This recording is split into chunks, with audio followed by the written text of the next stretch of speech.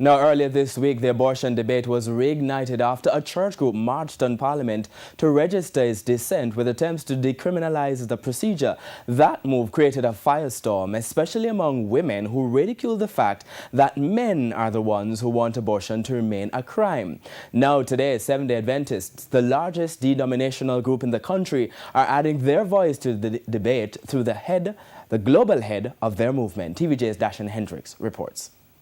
So we believe that life itself is a beautiful, sanctified gift from God.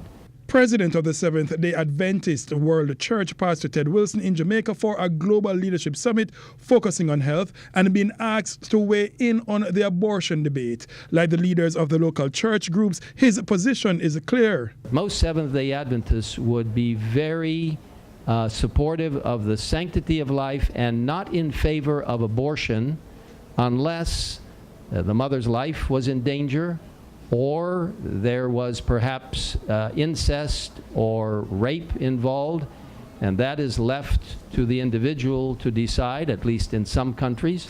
Pastor Wilson says he knows that the issue of abortion is a personal matter, adding that the Seventh-day Adventist Church obeys the rules and laws in countries in which they operate. Despite that, though, this plea to parliamentarians who are now in the process of reviewing the decades-old abortion law.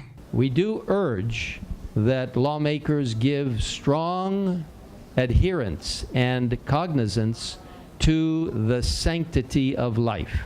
The local churches have been facing backlash for the position to maintain the criminalization of abortion. Some, especially women, have said that their views are outdated, with even scorn poured on the irony that men are the ones wanting abortion to remain an offense. Dashan Hendricks, TVJ News.